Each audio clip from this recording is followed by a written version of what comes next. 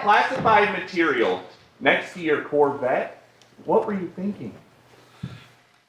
Let me, I'm going to get a chance to speak on all this, God willing, soon. But as I said earlier this week, people, and by the way, my Corvette's in a locked garage, okay? So it's not like you're sitting out in the street. So but anyway, was in a locked garage.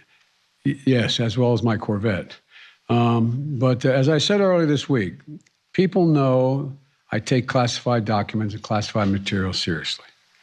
I also said we're cooperating fully and completely with the Justice Department's review. As part of that process, my lawyers reviewed other places where documents from my time as vice president were stored, and they finished the review last night. They discovered a small number of documents of classified markings in storage areas and file cabinets in my home and my personal library. This was done in the case of the Biden Penn. This was done in the case of the Biden Penn Center. The Department of Justice was immediately, as was done, the Department of Justice was immediately notified, and the lawyers arranged for the Department of Justice to take possession of the document. So we're going to see all this unfold. I'm confident. Thank you very much. Finally, in response to the special counsel report, one of the president's Republican presidential rivals, Nikki Haley, has called for a mental competency test for the president. Is that something that the White House is actively considering as a way to try and put to rest some of these allegations about his memory lapses? I mean, look, I'm not a medical doctor.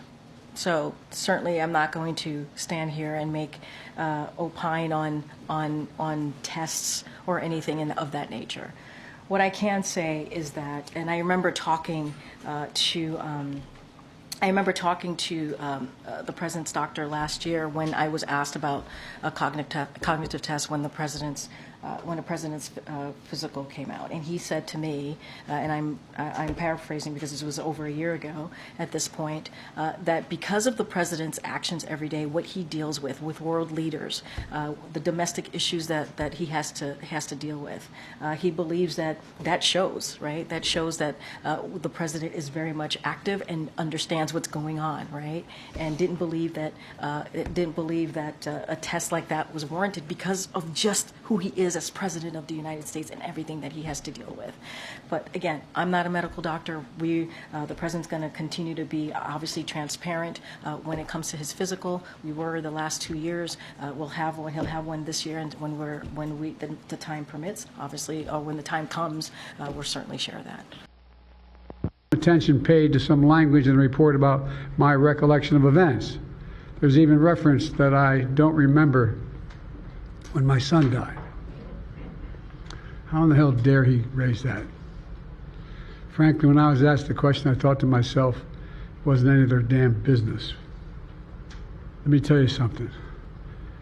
Some of you have commented, I wear since the day he died, every single day, the rosary he got from Our Lady of... Every Memorial Day we hold a service remembering him, attended by friends and family and the people who loved him. I don't need anyone to remind me when he passed away or passed away. Simple truth is I sat for a 5-hour interview over 2 days of events going back 40 years. At the same time I was managing an international crisis, their task was to make a decision about whether to move forward with charges in this case. That's their decision to make. That's the counsel's decision to make. That's his job. And they decided not to move forward. For any extraneous commentary, they don't know what they're talking about. It has no place in this report. The bottom line is the matter is now closed. I'm going to continue what I've always focused on, my job of being President of the United States of America. Now, thank you, and I'll take some questions. President Biden, something the special counsel said in his report is that one of the reasons you were not charged is because, in his description, you are a well-meaning elderly man with a poor memory. I'm well-meaning, and I'm an elderly man, and I know what the hell I'm doing. I've been president. I put this country back on its feet. I don't need his recommendation. It's totally How bad is your memory, and can you continue as president? My memory is so bad I let you speak. That's Your memory has gotten worse, Mr. No, look, President. my memory is not good. My memory is fine. My memory, take a look at what I've done since I become president. None of you thought I could pass any of the things I got passed. How'd that happen?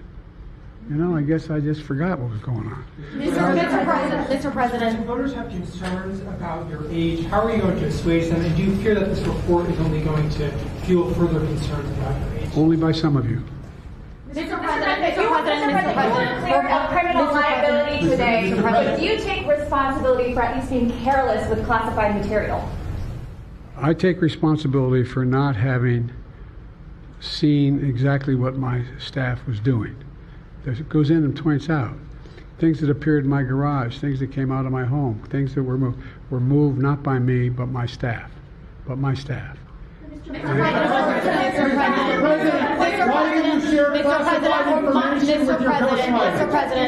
Mr. President, for months when you were asked about your age, you would respond with the words, "Watch me." Many American people have been watching, and they have expressed concerns about your age. That is your judgment. That is your judgment. That is not the judgment of the press. They expressed concerns about your mental acuity. They say that you are too old. Mr. President, in December, you told me that you believe there are many other Democrats who could defeat Donald Trump. So why does it have to be you now? What is your answer Because to I'm that the most question? qualified person in this country to be president of the United States and finish the job I started. Do you believe that, guys? Mr. President, why are you confusing the names of world leaders? Thank you, everyone. Thank you very much. I did not share classified information. I did not share it. with your ghostwriter. With my ghostwriter, I did not. Guarantee you did not. But the special counsel said in the no, report he that he did did. not say that. Okay. He did not say that. But Mr. President, one of Let me Okay, answer thank your you. question. The fact of the matter is, what I didn't want repeated, I didn't want him to know, and I didn't read it to him, was I had written a long memorandum to President Obama why we should not be in Afghanistan, and I was of this multiple pages.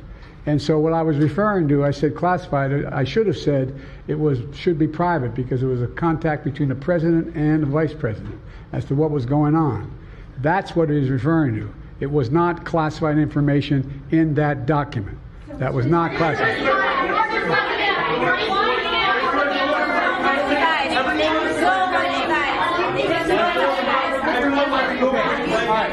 He called on me. When you look back at this incident, is there anything you would do differently now? And do you think that a special prosecutor should have been appointed in the first place in both of these cases? First of all, what I would have done is oversee the transfer of the material that was in my office, in my offices. I should have done that. If I go back, I didn't have the responsibility to do that. That was my staff was supposed to do that, and they referenced that in the report.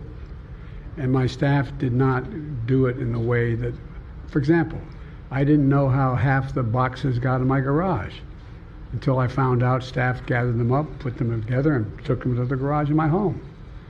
And all the stuff that was in my home was in filing cabinets that were either locked or able to be locked. It was in my house. It wasn't out in, like in Mar-a-Lago, in a public place where, and none of it was high classified. Didn't have any of that red stuff on it. You know what I mean, around the corners? None of that. And so I wish I had paid more attention to how the documents were being moved and where. I thought they were being moved to the archives. I thought all of it was being moved. That's what I thought. Now, what was the last part of your question? Whether a special counsel should have been appointed in this case and in the case of your rival president, former president. I think a special counsel should have been appointed. And the reason I think a special counsel should have been appointed is because I did not want to be in a position that they looked at Trump and weren't going to look at me, just like they looked at the vice president. And the fact is they made a firm conclusion. I did not break the law, period. Thank you all very, very much.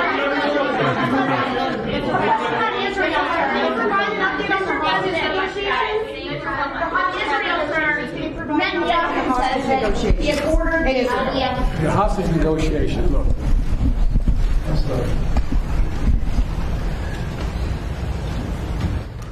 I'm of the view, as you know, that the conduct of the response in Gaza, in the Gaza Strip, has been over the top. I think that, as you know, initially, the president of Mexico, Sisi, did not want to open up the gate to allow humanitarian material to get in. I talked to him. I convinced him to open the gate. I talked to Bibi to open the gate on the Israeli side. I've been pushing really hard to get humanitarian assistance into Gaza. There are a lot of innocent people who are starving, a lot of innocent people who are in trouble and dying, and it's got to stop, number one. Number two, I was also in a position that I'm the guy that made the case that we have to do much more to increase the amount of material going in, including fuel, including other items. I've been on the phone with the Qataris, I've been on the phone with the Egyptians, I've been on the phone with the Saudis to get as much aid as we possibly can into Gaza. There are innocent people, innocent women and children who are also in badly in need of help. And so that's what we're pushing. And I'm pushing very hard now to deal with this hostage ceasefire because, I've been working tirelessly in this deal. How can I say this without revealing it? To lead to a sustained pause in the fighting, in the actions taking place in the Gaza Strip. And because I think if we could get the delay for that, the initial delay, I think that we would be able to extend that so that we could increase the prospect that this fighting in Gaza changes. There's also negotiations. You may recall, in the very beginning, right before Hamas attacked, I was in contact with the Saudis and others to work out a deal where they would recognize Israel's right to exist, make them part of the Middle East, and recognize them fully in return for certain things that the United States would commit to do. And the commitment that we were proposing to do related to two items. I'm not going to go in detail, but one of them was to deal with the protection against their arch enemy to the northwest, northeast, I should say. The second one, by providing ammunition and material for them to defend themselves. Coincidentally, that's the time frame when this broke out. I have no proof what I'm about to say, but it's not unreasonable to suspect that the Hamas understood what was about to take place and wanted to break it up before it happened. Thank you, everybody. We're going to need everybody to hold for a moment. Thank you, Corinne. If the special counsel says President Biden's got significant limitations on his memory, then who is helping him run the country? The President of the United States runs the country. The Commander-in-Chief runs the country. How can he be trusted with the nuclear codes if, I get that you're saying that nobody in the building would say that he's got an issue with his memory, but just the little part of what we get to see, he's made mistake after mistake after mistake after mistake on camera this week. So I'm going to be very clear here. The reality is that report, that part of the report, does not live in reality. It just doesn't. So the special counsel is lying about the president's memory. It was gratuitous. You heard from Ian Sams, my colleague. It is unacceptable, and it does not live in reality. That is just the facts. And look, it is a closed case. That is what the special counsel said. And what matters is that the president in the last 3 years has delivered on the economy, has delivered on health care, has turned this country around after the last president left us with an economy that was in a tailspin. That's what we were dealing with. That's what we were dealing with. If you think about the world leaders and issues that have been going on in this country for the past 2-3 years, not in this country, in the world, right? When you think about Ukraine, the president was able to bring together NATO allies. They've been the strongest than they've ever been, and make sure that we are providing what Ukraine, the brave people of Ukraine, need as they're fighting aggression, Putin's aggression.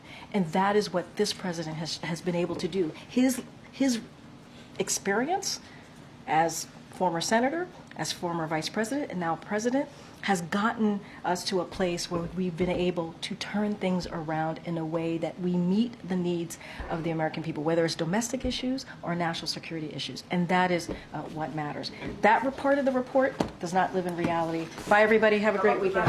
When can we talk to the president? Stop it.